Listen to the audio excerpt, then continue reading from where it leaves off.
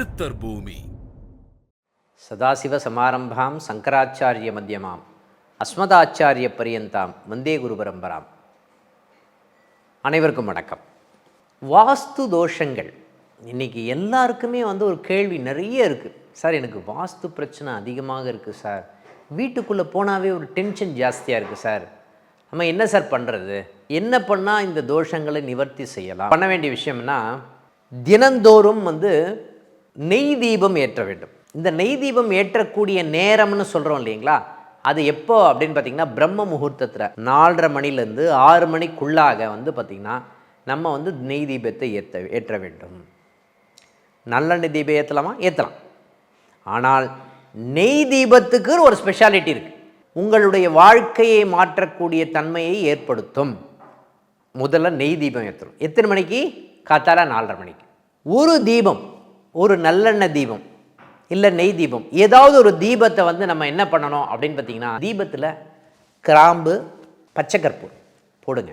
பச்சை கற்பூரம் ஒரு சின்ன பிளேட்டில் வச்சு அதை வடக்கு சைடில் ஜன்னலில், ஓகேங்க, இந்த இடத்துல வச்சிங்க அப்படின்னு சொன்னால் அந்த மனம் பார்த்திங்கன்னா என்டையர் அந்த வடக்கு சைடு இருக்கு இல்லைங்களா, அதுதான் குபேர மூலன்னு சொல்லுவாங்க. அந்த இடத்துல நீங்கள் வச்சிங்க அப்படின்னா செல்வ வளம் சேரக்கூடிய தன்மை அந்த இடத்துல இருக்கும்னு சொல்லலாம்.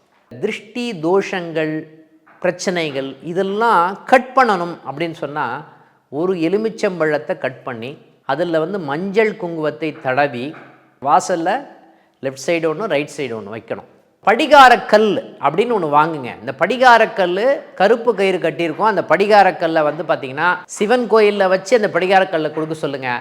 அந்த படிகாரக்கல்ல முக்கியமாக ஞாயிற்றுக்கிழமை அன்னைக்கு கார்த்தால 6 to 7 அந்த படிகாரக்கல்ல உங்கள் வாசலில் கட்டுங்க. வாசலில் கட்டினீங்க அப்படின்னு சொன்னால் வரக்கூடியவர்கள் யாராவது நம்ம வீட்டை தேடி வருவாங்க. வரக்கூடியவர்களுடைய தோஷங்கள் எல்லாமே அந்த படிகாரக்கல்லே வாங்கிக்கும். அதே மாதிரி அந்த எலுமிச்சம்பழம் வைக்கிறோம் இல்லைங்களா, அந்த எலுமிச்சம்பழம் ஈர்த்து கொள்ளும். அப்போது அந்த மாதிரி ஒரு விஷயம் இருக்கும்போது நம்ம என்ன பண்ணணும்னு பார்த்திங்கன்னா, அந்த படிகாரக்கல், இந்த எலுமிச்சம்பழம் ரொம்ப முக்கியமான விஷயம்.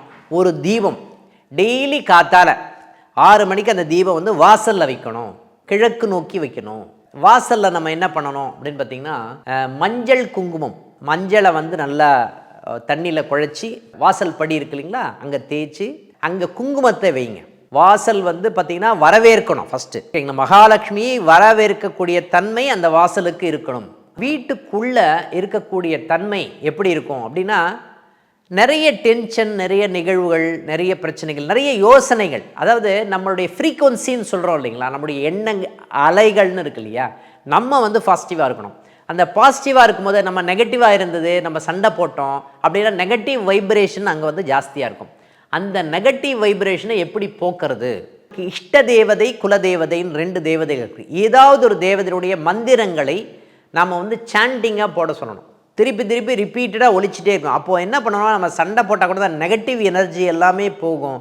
பாசிட்டிவ் எனர்ஜி உள்ளே வரக்கூடிய தன்மை இருக்குமானா 100% இருக்கும். மாப் போடும்போது இந்த தண்ணியில் கல் உப்பு இருக்குது இல்லைங்களா, அந்த கல் உப்பை போட்டுட்டு அதை நல்லா மிக்ஸ் பண்ணி அதை என்ன பண்ணுங்கள், ஃபுல்லாக மாப் பண்ணுங்கள். வீடு ஃபுல்லாக மாப் பண்ணணும். இது வீக்லி ஒன்ஸாவது கண்டிப்பாக பண்ணியே ஆகணும். அப்போ தான் நம்மளுடைய நெகட்டிவ் எனர்ஜியெல்லாம் வெளியே தள்ளக்கூடிய தன்மை இருக்குமா? இருக்கும். நம்ம நெகட்டிவ் எனர்ஜி போனால் தான் அந்த இடமே பாசிட்டிவாக மாறக்கூடிய தன்மை இருக்கும். எப்பெல்லாம் கடலுக்கு பக்கத்தில் போகிறோமோ, ஆற்றுக்கு பக்கத்தில் போகிறோமோ, கடலுக்கு போகிறோம் அப்படின்னா கடல் தண்ணியை ஒரு பாட்டிலில் பிடிச்சிட்டு வாங்க. அந்த கடல் தண்ணியை வீட்டில் தெளிக்கலாமா? அந்த தெளிக்கணும். அந்த தெளிச்சாதான் பார்த்திங்கன்னா திருஷ்டி தோஷங்கள் துடைப்பதற்குண்டான தன்மை அந்த டைமில் தான் ஏற்படும். ஓகேங்களா? வீட்டில் ஒரு சின்ன ஒட்டடை கூட இருக்கக்கூடாது. எல்லாமே க்ளீனாக வச்சுக்கணும். நம்ம பீரோலாம் திறந்து பார்த்தீங்க அப்படின்னா நம்ம பயன்படுத்தாத நிறைய துணிகள் இருக்கும். கிழிஞ்ச துணி இருக்கும். கிழிஞ்ச துணியாக இருந்தாலும் சரி, பனியனாக இருந்தாலும் சரி, அண்டர்வேராக இருந்தாலும் சரி, எதுவாக இருந்தாலும் சரி, அதை உடுத்தக்கூடாது, தூக்கி போட்டுடணும் ஃபஸ்ட்டு. அதே மாதிரி வாசல் படியிலேயே டைரெக்டாக பார்த்திங்கன்னா செருப்பை விடக்கூடாது. அந்த செருப்பை ஓரமாக விடணும். பிஞ்ச செருப்பெல்லாம் நிறைய பேர் யூஸ் பண்ணுவாங்க. அப்போது சனி பகவான் காலிலேயே ஒட்டிட்டு வருவாருன்னு அர்த்தம். அப்போ என்ன பண்ணணும், எங்கேயாவது விட்டுணும். யாருக்காவது தேவைப்படுறவங்களுக்கு கொடுத்துடணும். இல்லை எங்கேயாவது விட்டுருங்க. ஆட்டோமேட்டிக்காக யாருக்கு தேவையோ அவங்க எடுத்துப்பாங்க. அப்போ புது செருப்பாக எப்போவுமே யூஸ் பண்ணணும். உங்களுக்கு தூக்கம் வரணுமா, இன்றைக்கி சைனீஸ் பெல், அந்த பெல்லை வந்து பார்த்திங்கன்னா எங்கே காற்று அதிகமாக வருகிறதோ அங்கே வந்து அதை வந்து டைட் பண்ணுங்கள்.